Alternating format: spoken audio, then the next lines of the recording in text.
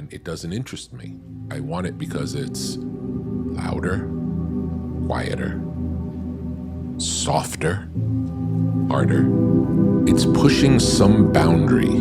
That's why I take notice. It's not more of the same. It's not just another. It's the one that makes you like, you stop and, did I really hear that? Did I really see that? What's going on here? You know, what you see in a movie where you have to lean forward and pay attention, like, what's happening?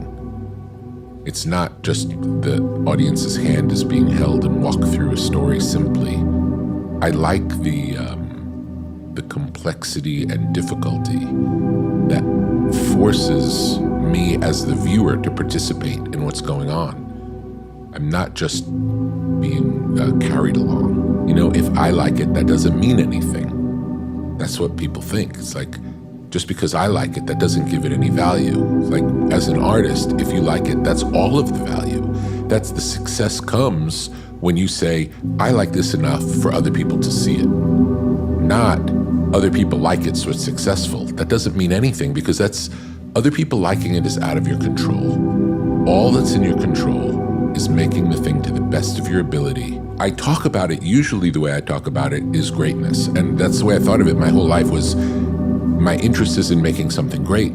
Greatness, lasting greatness, timeless. And I came to realize recently, it's all an offering to God. And if you're making an offering to God, you're not thinking about, oh, what's the budget?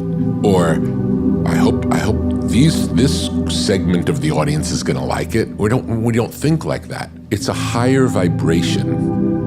We're making the best we can make to the best of our ability out of love and devotion. That's what it is. And there is no, I'm changing it for someone else, because it can't be better than this devotional act that we're doing. There is no higher form. Most of the artists I work with don't read any criticism or reviews of their work, good or bad. Most. Some do. And I would say the ones who are the strongest in who they are can even read a terrible review and laugh at it. And that makes sense, because when someone gives you criticism, it's telling you as much about who they are as what you've made. It's like, we make things, and then we make it with one through our filter, our perspective. And then you receive it through your filter with your perspective. So even if we both like it, we probably don't like it the same way for the same reasons. We all have our own relationship to it. Everyone has their own relationship to it. So any of these metrics of which is better, like the idea of the Oscars or the Grammys, where we're saying which album is better than another, it doesn't make any sense to me, because it's always apples and oranges. The only people who we can honestly compete with is ourselves. It's like, is this the best I can make today? Have I gone further than I've gone before? That's all we can do. That's the only competition that makes sense, is continuing to evolve and push ourselves artistically and not get complacent, especially in success. It's easy to get complacent once something works. It's like, I'll just keep doing more of that.